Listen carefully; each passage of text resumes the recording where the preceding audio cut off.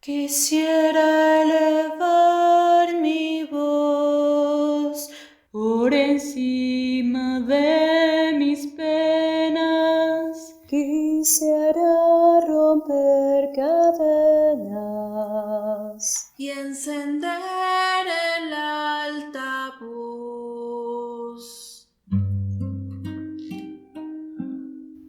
Este mundo no va a cambiar, a menos que estemos dispuestos a cambiar nosotros mismos. Este sistema no funciona.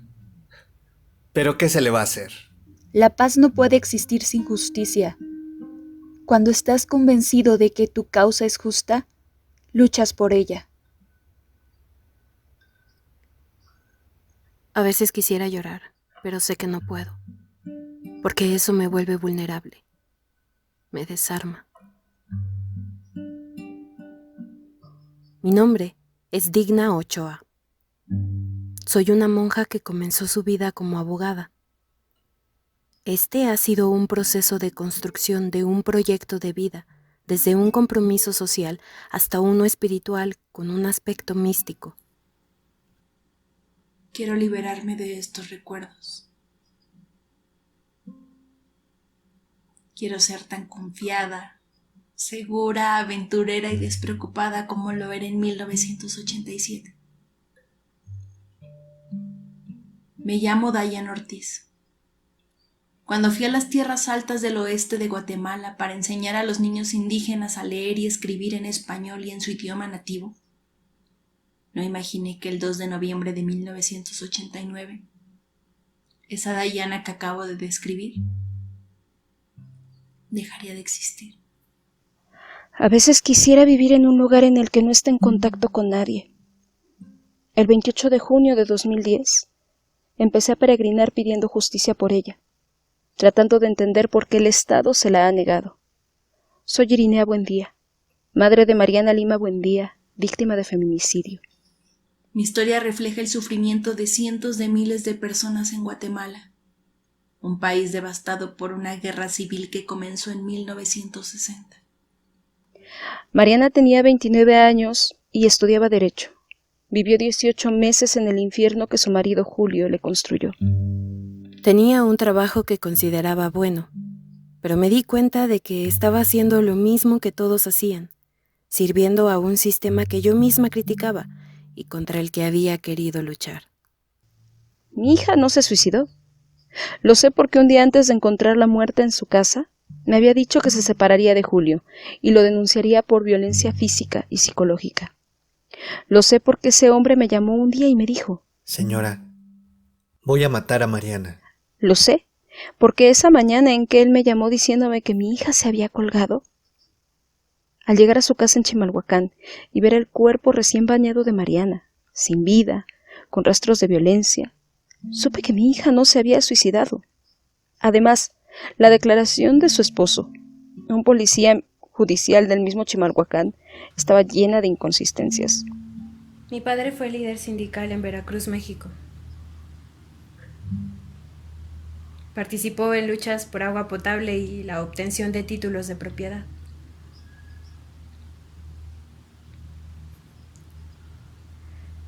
Estudié Derecho porque siempre le escuché decir que se necesitaban abogados y estos eran caros.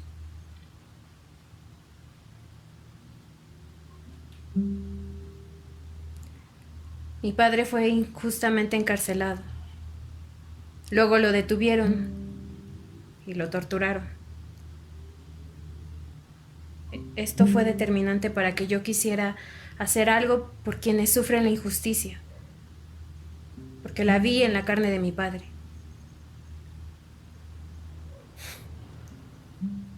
¿Quién diría que años después lo experimentaría en la mía? Mientras estaba sentada leyendo en el jardín de un convento, meditando sobre las amenazas de muerte cada vez más violentas que pesaban sobre mí, escuché la voz profunda de un hombre detrás mío. Hola, mi amor. Tenemos algunas cosas que discutir. Volví la vista para encontrarme con una pistola amenazante. Me obligaron a subir a un autobús, luego a un coche de policía donde me vendaron los ojos. Al llegar a un edificio me llevaron por unas escaleras. Me dejaron en una celda oscura donde escuché constantes gritos de gente siendo torturada. Fui acusada de guerrillera. Me interrogaron. Me quemaron espalda y pecho con cigarrillos. Después me violaron repetidamente. Luego me dejaron en una habitación con otra presa. Lloramos. Nos abrazamos. Intentarán romperte. Sé fuerte. Una jamás se imagina que verá a su hija sin vida. Recuerda su risa que ya no escucharás, y por momentos viene a tu mente el brillo de unos ojos que ya no te mirarán. Es extraño extrañar a alguien que te fue arrancado. Pienso en ese cuerpo que alimenté y arropé al dormir. Siento la ausencia de esas manos a las que enseñé a escribir, el vacío de unos brazos que ya no me rodearán con amor. Ya no escucharé su voz llamando por mí. El primer caso en el que trabajé de forma independiente fue contra policías judiciales involucrados en la detención ilegal y tortura de varios campesinos. Había obtenido pruebas sustanciales contra la policía y comencé a ser acosada. Primero con llamadas telefónicas pidiéndome que abandonara el caso. Después, por correo llegaron amenazas de muerte para mí y mi familia. Seguí trabajando. Incluso informamos públicamente de lo sucedido. La intimidación me motivó a trabajar aún más duro. Estaba asustada, pero no podía demostrarlo. Tengo recuerdos de la tortura. La policía me violó de nuevo. Puedo sentir sus manos monstruosas y el hedor de sus alientos cerca de mí. Luego me bajaron a un pozo lleno de cuerpos de niños, hombres y mujeres, todos cubiertos de sangre. Alguien estaba llorando. No sabía si era yo o alguien más. El olor a descomposición atraía a las ratas que pululaban sobre los cadáveres y caían sobre mí, mientras colgaba suspendida de las muñecas sobre el pozo. La pesadilla que viví no fue nada fuera de lo común. En 1989, casi 200 personas fueron secuestradas en Guatemala. A diferencia de mí, esas desapariciones fueron permanentes. Yo sobreviví porque era ciudadana estadounidense. Eso me daba otra ventaja. Podía con relativa seguridad revelar los detalles de lo que me sucedió. Uno de esos detalles era que un estadounidense estaba al mando de mis torturadores. La policía me secuestró. Querían las pruebas en su contra, pero yo había escondido muy bien el expediente. En ese momento sentí en carne y hueso lo que había sentido mi padre, lo que tantas personas habían sufrido. Lo peor es la tortura psicológica. No es que las otras cosas que te hacen no sean dolorosas.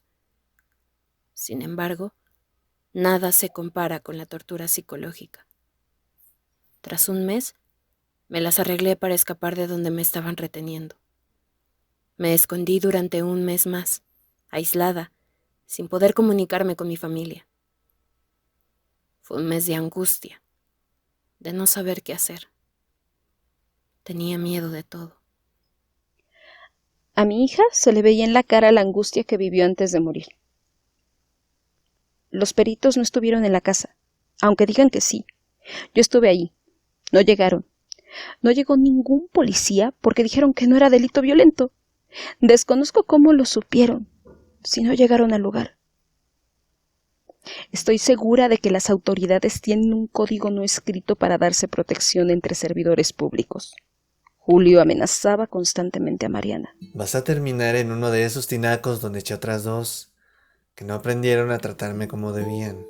Lo investigaron sus mismos compañeros de trabajo, pero nunca fue suspendido. Al contrario, lo ascendieron a comandante de la policía judicial, mientras el feminicidio de mi hija fue dictaminado como suicidio con la mayor de las indiferencias. Una vez que aparecí, supe del apoyo que mi familia había recibido para encontrarme. Y con la ayuda de grupos de derechos humanos en Jalapa, sabía que podíamos encontrar a los policías que me detuvieron. Presenté una denuncia penal y pude identificar claramente a algunos oficiales, pero mi vida estaba en peligro, y mis hermanas me pidieron que me fuera de Jalapa por un tiempo por mi seguridad. Nunca había soñado con vivir en la Ciudad de México, y no quería. Pero acepté porque las condiciones en Jalapa eran tales que no podía regresar. Gracias a esto comencé a trabajar en el Centro de Derechos Humanos Miguel Agustín Pro Juárez en diciembre de 1988. Mi secuestro y tortura fueron un error de mis captores. Se supone que no era yo a quien debían haber raptado. Idiotas. Ella es una monja norteamericana. Su jefe americano, al enterarse del error, me liberó. Pero me dejó claro que si no perdonaba a mis torturadores, enfrentaría las consecuencias. En la primera oportunidad que tuve salté del jeep en el que me transportaban. Pensé que ese era el final de la tortura, pero no. No olvidé que otras personas estaban muriendo dolorosamente, privadas de su libertad por el mismo gobierno que debió protegerlas. Sentí la responsabilidad de hablar por ellas. Presenté una demanda contra las autoridades guatemaltecas y revelé que estaban supervisadas por un estadounidense. Tuve que enfrentar las consecuencias. Yo no estaba conforme con lo que las autoridades habían dictaminado. Toqué muchas puertas buscando soluciones a esta injusticia. Solicité el expediente de mi hija en Chimalhuacán. Me dieron solamente 5 hojas. Pedí apoyo legal en la UNAM sin mucho éxito. Fui a Valderas, en la Ciudad de México, donde hay edificios grandes con muchos abogados. Si la autoridad determinó suicidio, no se puede hacer nada. Peregriné por meses de Chimalhuacán a Nesa, de Nesa a Barrientos y de vuelta. A veces, cuando cuestionaba a los agentes sobre mi caso, había respuestas groseras. Yo no trabajo a presión. El gobierno guatemalteco negó mi secuestro y la violación de mis derechos, mientras el gobierno americano alegó que yo era una estratega política que había organizado todo esto para que cortaran la ayuda militar a Guatemala. 2 meses después, cuando probé con evidencia física mi acusación, el ministro de Defensa guatemalteco anunció públicamente que yo era lesbiana y todo el secuestro fue para encubrir una cita. El ministro del Interior respaldó esa declaración y dijo haberla escuchado primero en la embajada. Ella no fue secuestrada ni torturada, simplemente tiene problemas con sus nervios. Mi caso era mala publicidad para ambos gobiernos, cuyos objetivos abiertos de política exterior era promover la democracia, la estabilidad y el respeto de los derechos humanos en Guatemala. Mi caso ponía en riesgo los intereses de Estados Unidos en dicho país, y el departamento instó a sus funcionarios a no reunirse conmigo para tomar mi declaración. Después de 4 años de investigación,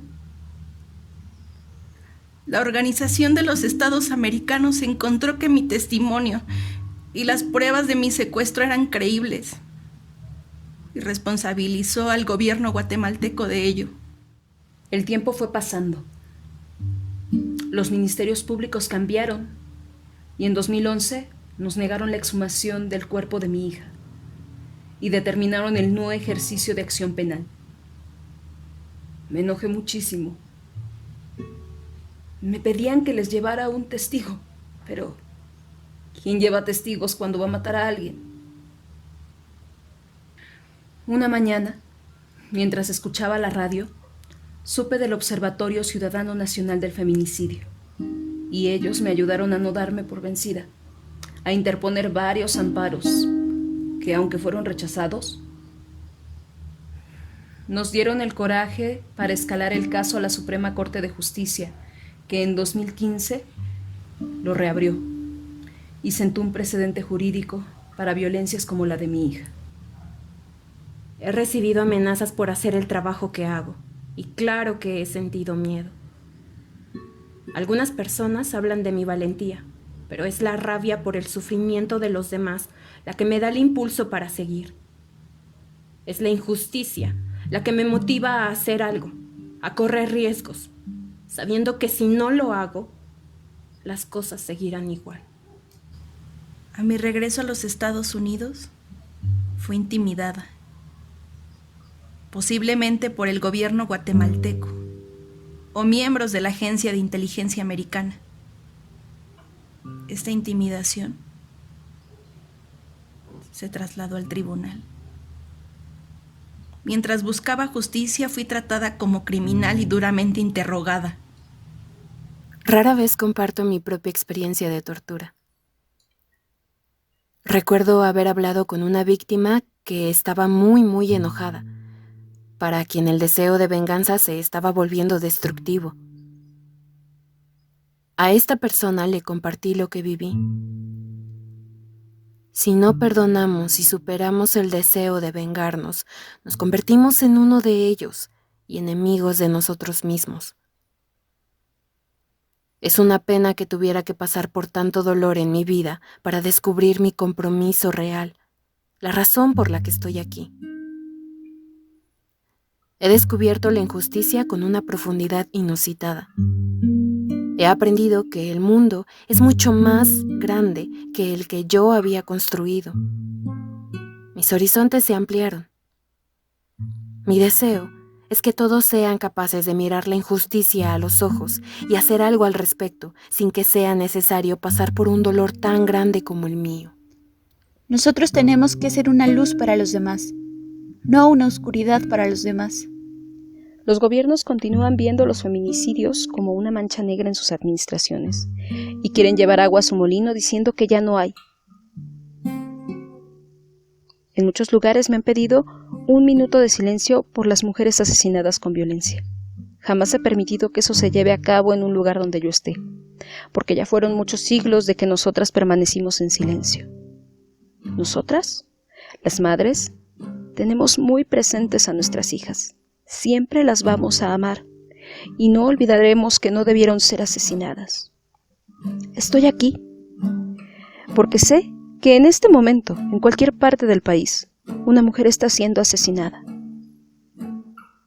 Es muy difícil vivir con un dolor que al final de cuentas nos vino a quitar el miedo. El pueblo es el único capaz de transformar la sociedad. Quiero libertad para mí y para todo el pueblo de Guatemala. La clave es la verdad. Quiero saber quiénes eran. ¿Por qué el gobierno americano protegió esos actos? ¿Cuántos otros hay allá afuera supervisando torturas? He hecho lo que he podido, mas la responsabilidad de encontrar respuestas recae en las autoridades, quienes han hecho más esfuerzos en protegerse a sí mismas que en encontrar y divulgar la verdad. Hasta el día de hoy, no puedo olvidar a quienes sufrieron conmigo y murieron en esa prisión clandestina. Exijo el derecho a un futuro basado en la verdad y la justicia. Mis torturadores nunca fueron identificados y juzgados. No puedo resignarme a este hecho y seguir adelante. Tengo la responsabilidad de insistir en la rendición de cuentas donde sea posible. Sé lo que es esperar en la oscuridad la tortura y lo que es esperar la verdad en la oscuridad. Todavía estoy esperando. El tesoro más grande que tengo en la vida es la capacidad de soñar. En los momentos más difíciles, en las situaciones más duras y complejas, he sido capaz de soñar con un futuro mejor.